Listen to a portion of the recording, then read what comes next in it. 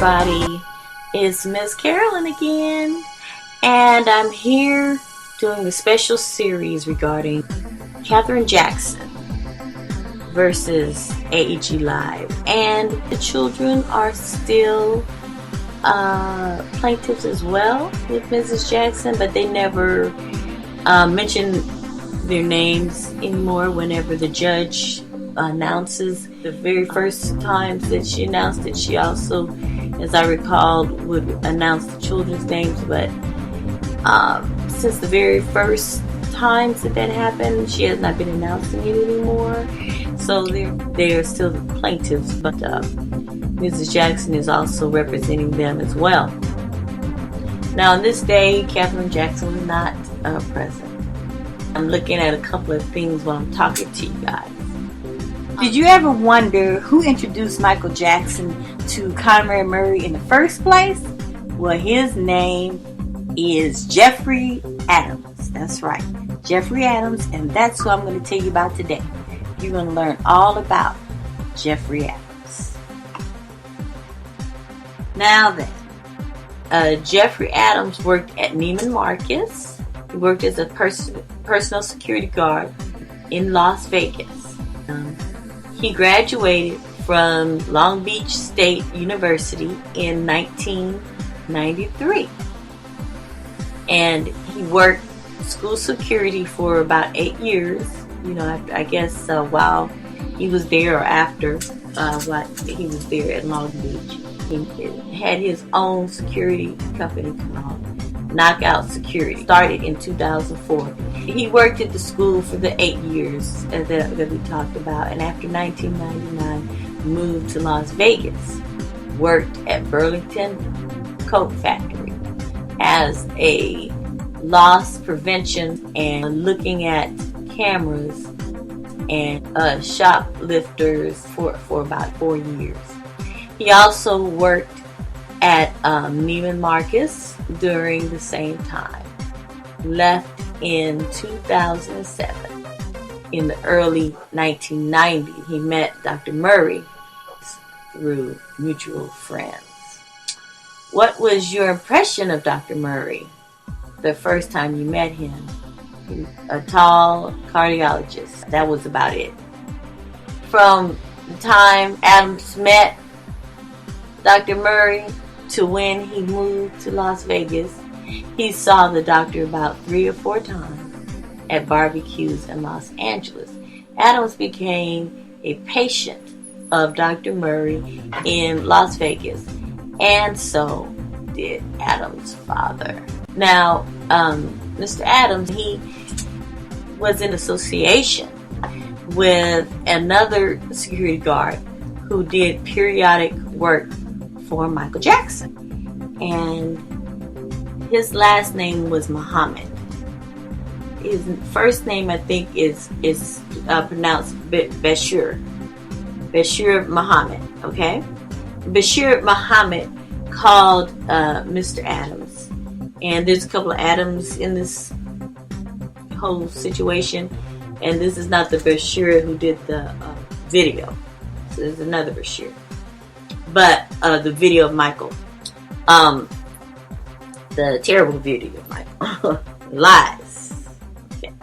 But anyway, Mr. Muhammad called and said Michael needed some, I guess, periodic work, or could the gentleman come, the security guard, come and do some work for him. So Adams did. So I'm going to read this part right here. Adams orchestrated security for MJ in December 2006. So he didn't actually work for him as a security guard. He just kind of orchestrated Michael's security. And I don't know what that means by orchestrating, but that's what it says. And I'm getting my information from, I was in the courtroom, and I have my own notes, and then I'm also to do research and get information from different places. And one place that you can get information from very good is teammichaeljackson.com. Okay, so if you just want the bare facts, then you can go there and get a lot of the bare facts of what's going on. However, with some of the videotaping of the news shows, they still are, well, they're more accurate than they used to be in the past, but there's still some things that are not quite accurate. So that's why I'm there in the courtroom. It's your eyes and ears in the courtroom to let you know what my take on it and what I believe is actually what is happening there. Because I really am not talking about this whole situation. I didn't talk about it when it first happened because I wanted to get the full, information, not just from the plaintiff's side, but also from the defense side. So not only from the Jackson side, but from the AG's side, because I want to be fair about it. Although I had already done a lot of research ahead of time, or I should say investigation ahead of time, and I knew a lot of things going into this, but I decided to, put everything basically aside and to really listen with open ears and open heart and see what is really happening. And it pretty much has confirmed everything that I thought at first, and with a vengeance. So many things have come out. But anyway, let me go back to this. So I'm coming to you from the standpoint of after getting notes, getting information, and I'm bringing it to you.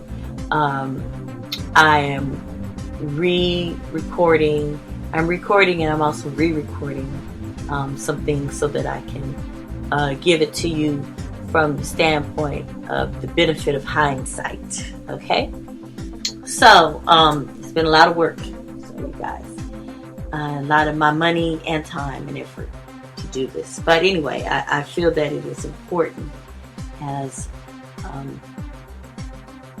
a African American musician, one of the greatest performers, stars, what have you, in the world, and a humanitarian and a kind-hearted man. I think it is worth it to make sure the truth is put out there in history somewhere. Okay, now I'll get off my soapbox for a minute. I'm gonna get back on there in a minute. So anyway, so this gentleman, I'm going back to Mr. Adams. Mr. Adams orchestrated, I'll read this, it says that Mr. Adams orchestrated security for MJ in December of 2006. He said his friend Bashir Muhammad, who was MJ's security, called him offering work. He said he was positive that that was the first time the two of them had met. Mr. Muhammad called me one evening in 2007. I want to say maybe February, he said. He did periodic work for MJ. I introduced Dr. Here we go. We find out what happened. He said, I introduced Dr. Murray to Michael Jackson. Adams said it was in early 2007, as he recalls. He said that MJ's children were sick and needed to go to the hospital, and that MJ didn't want to take them to public hospital, he said. Adams explained it was due to the fact that they didn't have anything to cover their faces.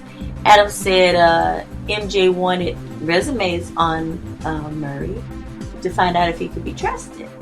And so Adams told Michael, oh my God, this is where it happened right here. He told him, he said, I said, he's been my doctor.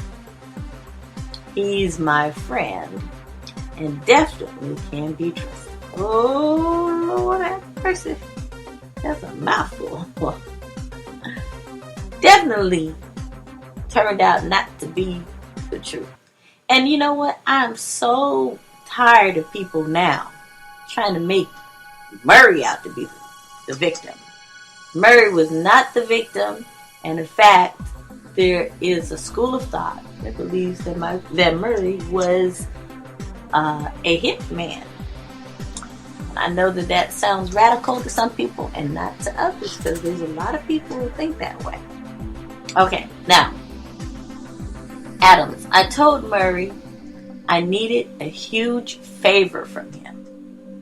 Now, I mean, he's asking to do a favor for him. He's going to introduce him to Michael Jackson.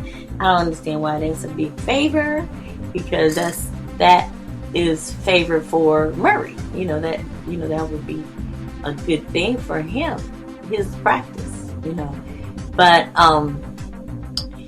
this guy Adams said that he considered it to be asking Murray a huge favor, have a high profile client. He couldn't give him the name, but once he got there, he'd know who it was. Okay, so he told him, he said, I have a high profile client and I can't give you the name, but once you get there, you know who it is. Adams asked if Murray could check out MJ's children since they couldn't go to a regular hospital. Dr. Murray told Adams that he would go and at least to assess the situation. The doctor went that night. Adams wasn't there. Adams asked Mr. Muhammad the next day if Murray showed up. He said yes, but never discussed anything further. Now, I feel that this man should have been there, to kind of observe, make sure that what he was saying was correct, that he could be trusted. But I don't know. I don't even know if Adams could be trusted. But anyway, I'm not really saying anything against Adams. I mean, he didn't do all this stuff on purpose. I don't believe. I don't feel that he did. And I believe that if he did, that I would pick up something in my spirit about it. But just feel that he was ignorant and whatever. He was beholden to find. Later on, he found out that he was beholden to Murray. Okay, other than Michael thanking Mr. Adams for bringing him over to see the children, that was the only conversation that Adams and Michael had regarding Murray. Adams said MJ told him, I want to thank you very much. He was a very professional doctor, and I appreciate it. So the thing I want you to really realize right here is that Michael he did ask for a resume.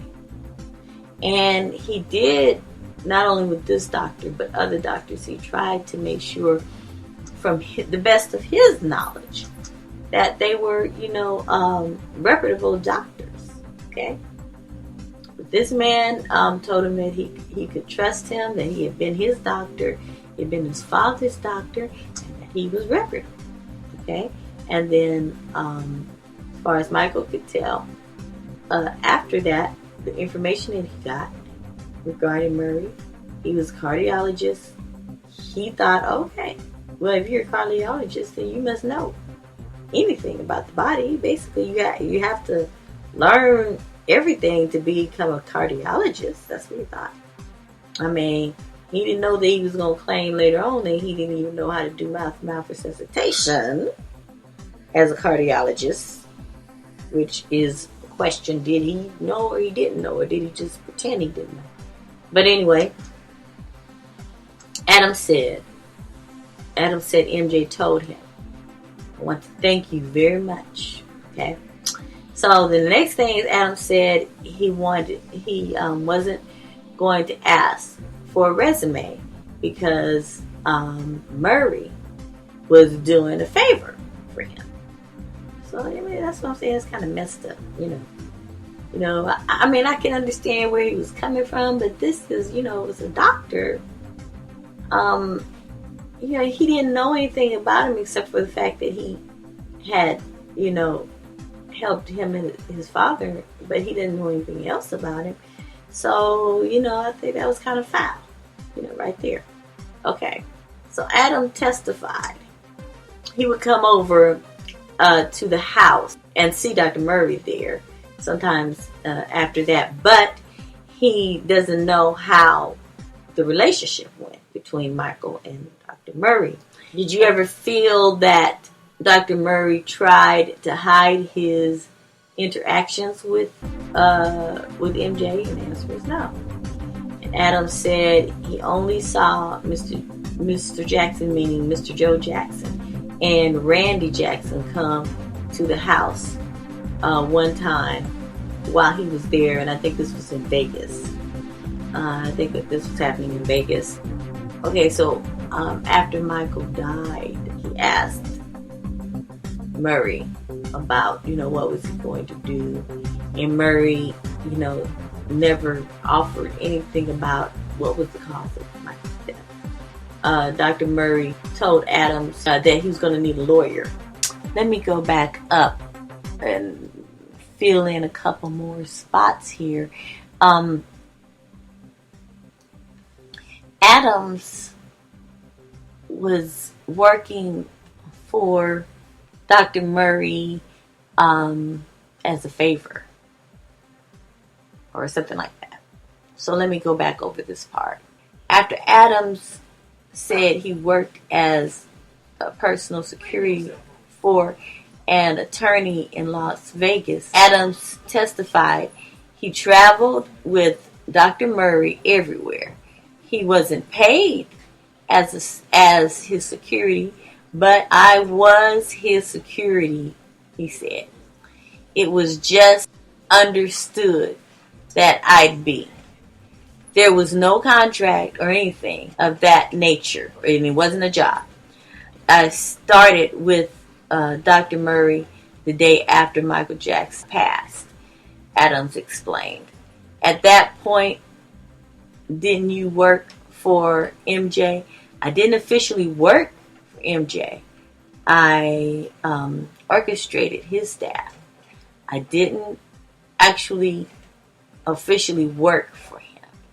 Adams, are you still a patient? Oh, he said, no, he's locked up now. Okay, the day after MJ passed, I called Dr. Murray. He was in California, and I asked him, was it true what I was hearing? He said, yes. Adams, I asked him if he was okay and if he needed me. And he said, yes. He would need him. And at that time, my father told me to go to him. Adams said Murray told him he needed help because MJ had passed. I told him he had taken care of my father and me, and that I'd be there by his side in this situation until it was completed, Adams recalled. And we went to eat together.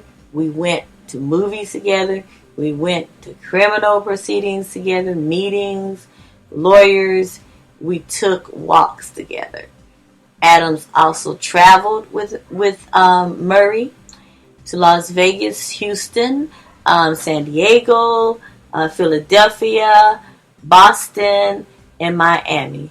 Adams said Dr. Murray's pastor in Houston was also a patient, and as well as a number of other pastors and people he went to church with.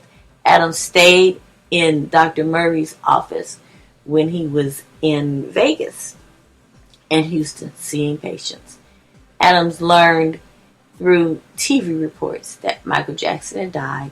He called Murray, who was in Santa Monica. He traveled to Los Angeles the next morning.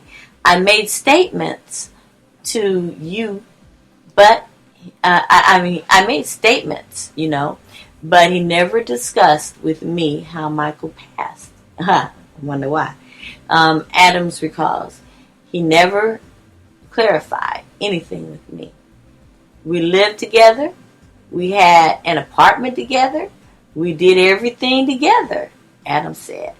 Adams went everywhere with Dr. Murray, from the day after MJ's death to Murray's criminal conviction.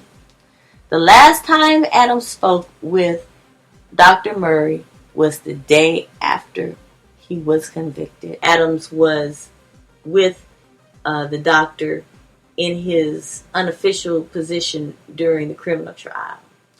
So the jury heard from the security guard. Adams said Dr. Murray never described what kind of treatment he was engaged in with MJ. Adams orchestrated security for Michael Jackson in 2006. He said his friend, Mr. Muhammad, was the security who called him and introduced him to Michael. So I'm going to bring that to the end right now. And this gentleman seemed like he was very deceived by Dr. Murray, and there's a lot of people who called Dr. Murray Dr. Death. So in Houston, so especially a lot of African American people, they said he did a lot of things that was not correct, and he hurt a lot of people, but he deceived a lot of people too, and so therefore it's not hard to see how he deceived Michael. And Michael got a good reference from this man, and he deceived a lot of people that's out there.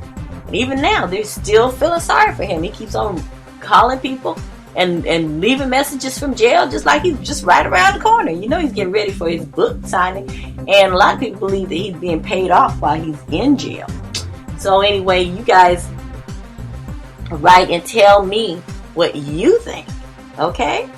All right, well, thank you. I want you to know I love you more. And God's peace, Jesus' peace, because without Jesus, there is no peace. And everybody at home, just say, Jesus is Lord. I love you. Bye-bye. Talk to you next time. God bless. Oh, my God. Okay, yeah. If you heard a bunch of noise in the background, that was just my family coming back. Okay, thanks. Bye-bye.